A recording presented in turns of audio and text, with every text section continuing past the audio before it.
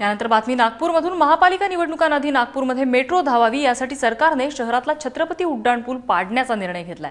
धक्कादायक बाब म्हणजे छत्रपती उड्डाणपूल हा नागपूरमधला महत्त्वाचा उड्डाणपूल आहे। केंद्रीय रस्ते आणि वाहतूक मंत्री नितीन गडकरी आणि नागपूर मेट्रोचे अधिकारी यांच्यात दिल्लीमध्ये झालेल्या बैठकीत हा उड्डाणपूल पाडण्याचा निर्णय घेण्यात आलाय। दसऱ्यानंतर हा पूल पाडण्याचं काम सुरू होईल आणि 3 आठवड्यात म्हणजे दिवाळीपूर्वी हे काम पूर्ण करण्यात येईल। राष्ट्रीय महामार्ग 7 वरचा हा उड्डाणपूल नागपूर विमानतळाकडे जाण्यासाठी वापरला जातो। त्यामुळे उड्डाणपूल जमीनदोस्त करण्यात आल्यानंतर विमानतळ गाठताना नागपूरकरांची मोठी अडचण होणार असल्याचं दिसतंय। दसऱ्यानंतर नागपूरच्या मेट्रोला अजून गती येणार आहे, कारण छत्रपती उड्डाणपूल हा पाडण्याचं काम सुरू होणार आहे।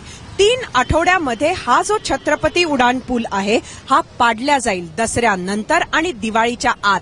म्हणजे उत्सवामध्ये लोकांना कुठल्याही प्रकारचा त्रास न होण्याच्या दृष्टिकोनातून ही वेळ निवडण्यात आलेली आहे। अत्यंत मोठा असा हा उड्डाणपूल आहे, नागपूरचा महत्त्वाचा असा उड्डाणपूल आहे। मात्र हा उड्डाणपूल जर का काढला नाही तर नागपूर मेट्रोचं एक महत्त्वाचं डिझाइन म्हणजे डबल डेकर मेट्रो हे जे एक डिझाइन बनवण्यात आलेलं आहे ते इथं कार्यरत करता येणार नाही आणि त्यामुळेच या फ्लायओव्हरला पाडल्यानंतर इथं मेट्रोचं काम सुरू होईल।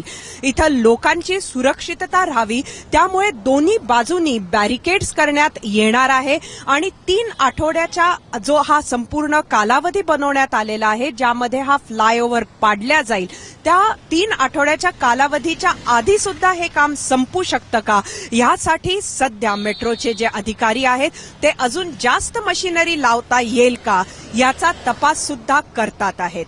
हे झाल्यानंतर हे अत्यंत महत्त्वाचं आहे, नुसतं मेट्रोच्या गतीसाठी नाही जी सुद्धा जोरदार आहे तर निवडणुकीच्या दृष्टीनं सुद्धा।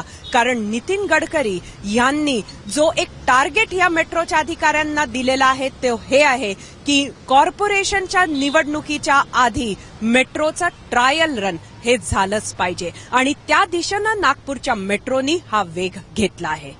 कॅमेरामन अतुल हिरडेसह सरिता कौशिक, एबीपी माझा, नागपूर।